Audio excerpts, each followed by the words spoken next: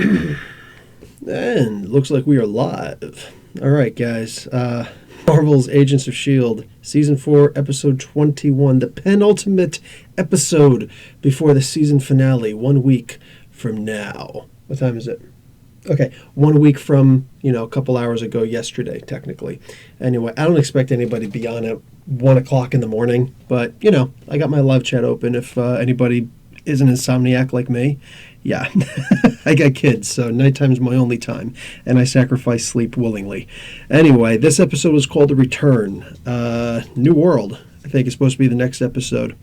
So, basically breaking into it, I really liked, I've said it many times before, Agent May, she's phenomenal. She's fantastic. So many times Desmond Johnson, I'm here with you, bro. Show was great. Dude, another insomniac, right? I feel for you, brother. I feel for you. We can commiserate together talking about this awesome episode.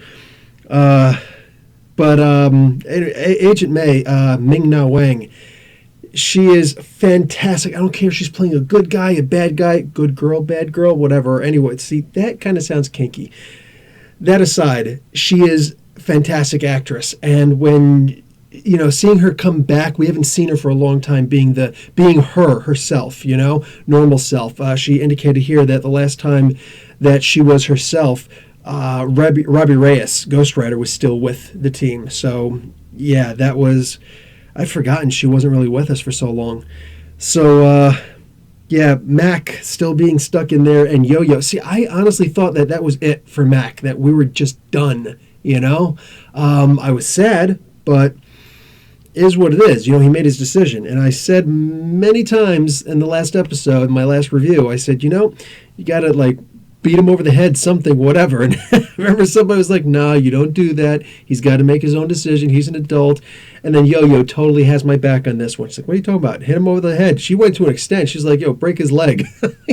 I think I said something to the effect shoot him in the leg or something like that. Whatever. He just wasn't thinking right. He wasn't thinking right. So, Kick-Ass May, that fight scene. I know, right? Just with the hammer. Then when she threw it down, you're probably going to want to keep that hammer. But, yeah, you know what? The last time I think that we saw Agent May actually being badass Agent May was the first time that we saw her really in the framework, where she beat the framework and kicked Ada out that window. Dude, how foreshadowing was that, right? I just now thought about that. Agent May kicked Ada out of the window, and that's when she came back to normal and came back in and explained, well, you're beating it every so often, but, eventually you're going to lose. So, that was actually pretty good foreshadowing from when she broke her back the last time. But when Agent May is talking to, what's his name? Agent Coulson, she's like, okay, what's going on between us right now? What did I do to you? Did I try to make a move on you? And he's like, And then she's like, did I try to kill you? And he seems so relieved. Yes, you tried to kill me. And it was very emotional. Clark Gregg is a fantastic actor. This guy, he needs to be back in the Avengers movies, man. He needs to be back there. I mean, I know we've got, Stark's humor, and everybody's got their own little humor thing, especially Ant-Man is in there now. Spider-Man is in there. We got plenty of that kind of humor. This dry humor, this is the best. Oh, man. But, also something that I noticed that they're not going to keep necessarily, but it kind of fits. At one point, what the heck is his name now? The Russian guy, the Superior. I know his real name, and it'll come to me later. Anyway, Zach. I always accidentally call him Zac Efron. Zach McGowan, from Black Sails. Zach McGowan. He says something to Ada at one point. The first time she pins him against the wall, says, maybe I'll kill you. He's like, go ahead. Doesn't matter. This isn't the real me. My head is actually still alive someplace, and you don't know where it is. And it's controlling all of my bodies. They finally gave the Superior a little more the best use of him. Yes, they did. Here's what they actually did, though. They made him MODOK. Does anybody remember MODOK? I think I've talked about him a couple times before. I may have foreshadowed that it seems like this is one of those characters that would be like a MODOK. You know what? The last time I really talked about MODOK was inconsequentially in the My Secret Empire explanation. I talked about the Cosmic Cube and all that good stuff that you saw back in the Captain America First Avenger movie and all that. And MODOK is basically, because he said at one point, he didn't say mechanism, but he said something to the effect of, I'm a machine designed only for killing. That's what MODOK stands for, MODOK. Mechanized organism designed only for killing. The F is silent. What are you going to do? So, yeah, they're actually MODOK. That would be cool. Maybe he'll stick around the MCU. That would actually be a really cool thing, especially considering that it's Zach McGowan, and he's an absolutely fantastic actor. Desmond, dude, seriously, like, we're on the same brainwave right now. Since they actually gave him something. I know this was kind of like an Easter egg thing that they're doing, because here's the head, and MODOK in the comic books, he's just a head, but it's enlarged because his brain got big. He was actually designed, in the comic books, he was originally designed as a way when AIM was actually designing the first cosmic cube on Earth, not the first cosmic cube in the universe. Kobik was its name. It eventually became sentient. It needed some kind of an algorithm that had to constantly be updated. So the only way that AIM was able to make this function was to make a human. It was actually, was he a janitor, or am I confusing him with the Abomination's original origin? Either way, I think he was a janitor. And they just, whatever, or just another... by Easter egg, I mean that they indicated that he's MODOK. So anyway, MODOK was designed put in there just a large head with little tiny arms and little tiny legs in a flotation device with a levitating device with incredible psionic powers that could actually like knock out the Hulk. He could actually knock the Hulk unconscious in full rage.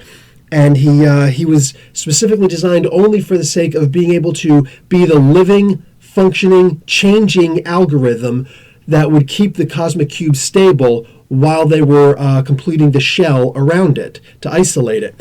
And in that process, it wound up driving MODOK insane. So it changed his primary programming to being designed only for killing. So that was a really cool parable, not a parable, whatever, like a cross story that they just did here, that if they wanted to, they could really make season 5 all about, or at least mostly about, MODOK, Zach McGowan. Like I said, when I first saw him all those episodes ago, he is an amazing actor, and I would love to see him with an actual huge role. And I said, the last episode, the episode before that, I don't know how they're possibly going to turn it around and make him impressive to the storyline, and they just may have found the way to do that. So, yeah, if they make him MODOK, that's impressive. Seeing Ada heartbroken. This is actually a question that I'm going to have right now, because Professor Bill may know what it's like to be heartbroken. I had someone break up with me once. I was distraught. Absolutely, I was ruined for like 2 whole weeks, and then got over it, because that's what men do. Sorry, it's our mutant ability. It's our inhuman ability, right? We don't need exposure to Terrigen crystals. So anyway, yeah, I was really impressed with the way that they showed the whole heartbroken thing. Desmond, I was thinking that it could at least be the first arc of season 5. Exactly, and I would love to see that. But any ladies who are watching, probably in the later on, I'm curious.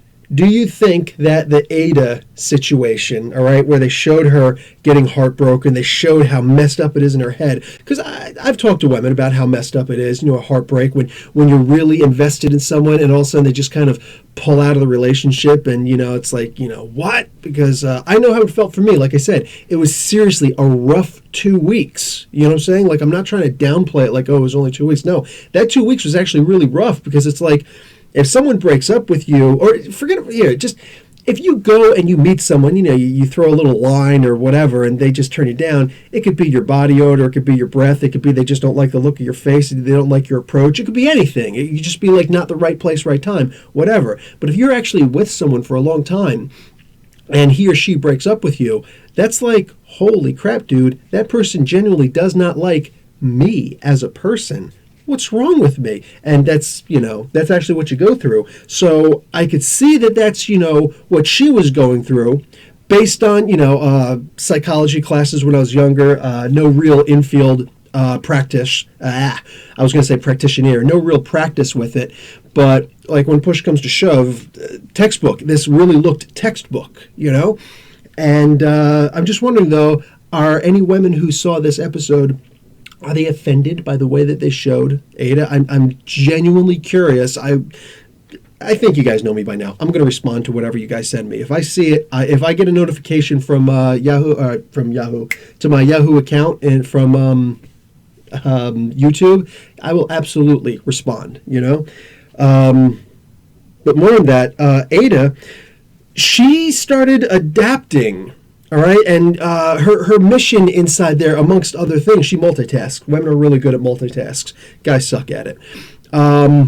She was able to get all sorts of different powers. She got the teleporting power that she got, which I guess that was from the Inhuman with the no eyes, Reader. Reader was his name.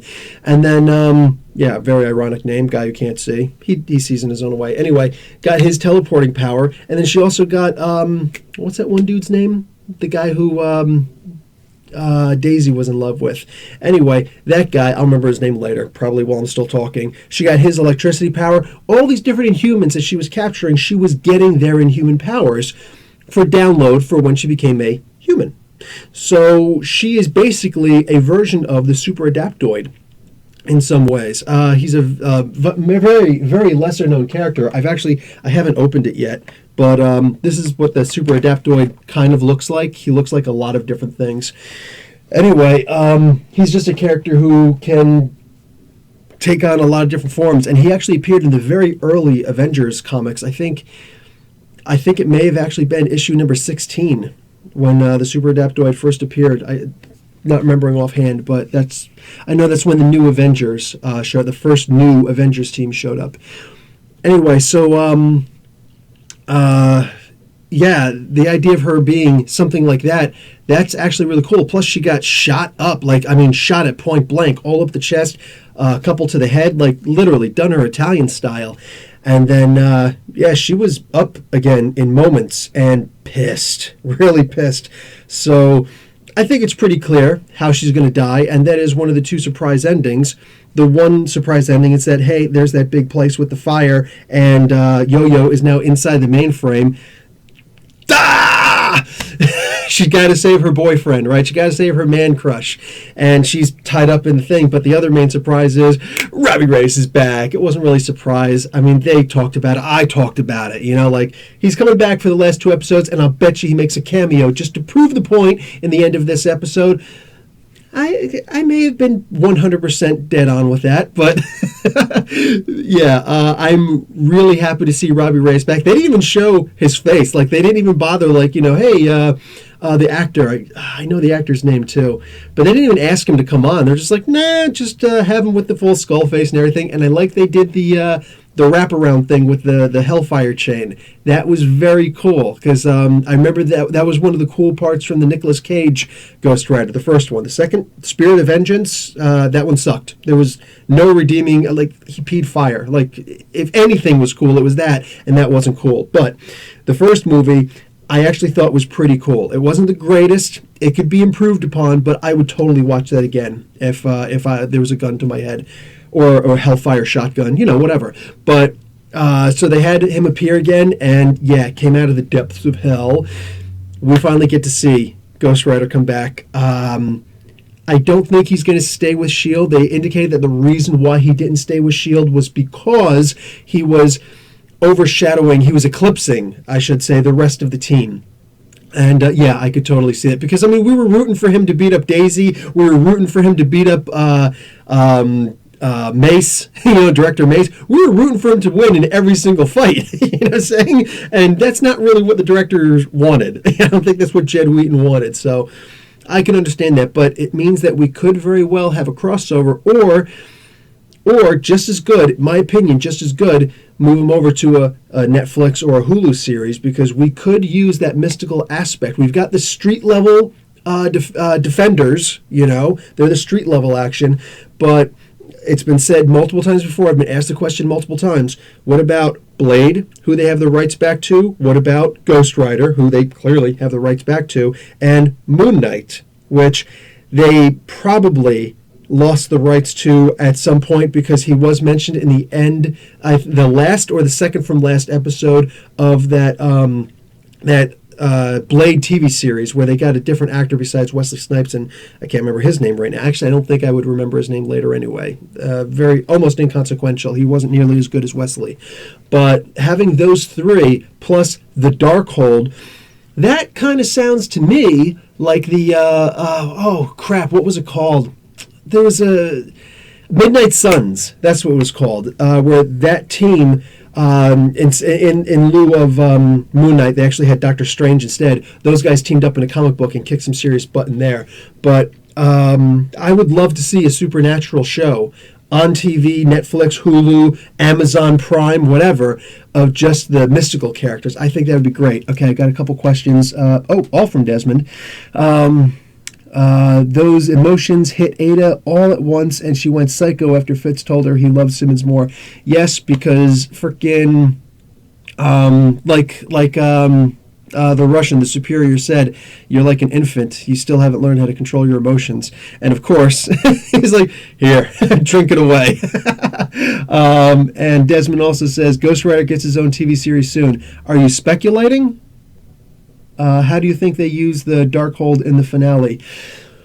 The Darkhold has something it has a lot to do with Robbie, if you remember. Johnny Blaze, there was the one, was it episode 2? I think it was. Episode 4, you know what? I can't remember which episode it was. There was the one episode where they first started introducing the Darkhold, and they went to Johnny Blaze's house. You actually saw his name on the mailbox. I actually didn't see it when I was watching the episode, and I had like 2 viewers mention it to me. It's like, hey, Professor Bill, boom. They had Johnny Blaze's name on there, and I totally marked out. And then I went back and I looked at it and verified it, and I marked out completely again. But so. Yeah, Johnny Blaze was a part of it. And, of course, we saw him in episode 4, I think it was, whatever episode it was, where Johnny Blaze actually showed up for that very brief, I think it was like a 1.5 long cameo, where he passed on the power, we're presuming, of Zarathos to the Ghost Rider, making him an official spirit of vengeance. Because, remember, Robbie Reyes is not a spirit of vengeance in the comic books. He's something different. He's fueled by his father, his uncle Eli Moro's satanic rituals. He's fueled by that. So he's not an actual spirit of vengeance. So in here, he's actually more powerful. He's kind of cooler. Yeah, again, Desmond asked me what do you mean by he gets his own series soon? You're hoping? Because I'm hoping too, and I am kind of hoping there's going to be a crossover. But that's the thing. If he does get his own TV show, whether it's on TV or it's over here doing whatever on Netflix, Hulu, Amazon Prime, Marvel makes their own, Disney makes their own, Netflix-style account. I think that by him appearing, anybody else who appears, by default, also exists in the Agents of S.H.I.E.L.D. episodes, their universe. I know it's all supposed to be connected, and Kevin Feige actually, the solidification of the idea that it's all connected is when we actually see them all connected in both ways. I know we saw Lady Sif twice in this universe, but I actually, too much chocolate milk. I actually want to see Lady Sif back over there and say something about, when I was hanging out with Coulson, or actually see Coulson or somebody, over there, Quake, even, make the Secret Avengers, the Secret Avengers. I want to see something like that. That's going to be the solidification for me, because right now the movies are Alpha Prime, and everything else is Beta. So I actually want to see the Agents of S.H.I.E.L.D. show up in an Avengers movie or something to that effect. Then I will say the circle is complete, and yes, guaranteed they all exist in the same universe. But Kevin Feige did recently say, yes, they will all cross over soon. We don't know what that means, though. So here's to hoping. I'm speculating Ghost Rider because I think that they will use him more in something. Yeah, they kind of have to. The thing is, I also want to see Mockingbird get her own. They were supposed to do Marvel's Most Wanted. They actually got rid of her in the TV series. Also her husband, whatever. He was okay. I liked Mockingbird a lot better. She has just an incredible history in the Marvel Comics. An absolutely incredible history. And I'm going to put this out there. I really hope that Chelsea Kane, the most recent writer for Marvel, makes a little guest appearance cameo or something like that in an episode that actually has Mockingbird return. But maybe she'll return next week on Tuesday, a grand finale kind of thing. Maybe she'll come back in season 5. Maybe she'll actually get her own TV show. Maybe she'll, when Daisy's ready to form the Secret Avengers, maybe Mockingbird will be in there, because sorry, guys, I just really like the character from Mockingbird. Anyway, that's really all I got. Unless you guys have another question you can throw at me within the next couple of minutes. Actually, seconds. But, only 3 people watching this. That's cool. It's 17 minutes after 1 o'clock, and I'm about to end this. But, if anybody has any questions, really quick, because I'm about to end this and try and get some sleep, because new comic books come out tomorrow, and I must be ready. I must be ready for the new comic books. It's Wednesday's the hardest day for me. So, and it's the day, unfortunately, I get the least sleep. So, okay, I'm going to say no more questions. Guys, I genuinely hope that you enjoy this. I really did. This was a really good penultimate episode. Just fantastic. And again, getting that reveal at the end that Johnny Blaze, Robbie Reyes, Ghost Rider, is back, proving what they said they were going to do. It felt good inside. It felt a little bit good. But now I'm wondering what's going to happen with Yo-Yo, because I kind of like Yo-Yo a lot also. So, yeah. Anyway, guys. They should have brought back Mockingbird in the framework. Why didn't they bring... Good point, Desmond. Why didn't they bring Mockingbird back in the framework? That was dumb. It's those little things, All right, guys. Professor Bill, Comic Book University, and class dismissed.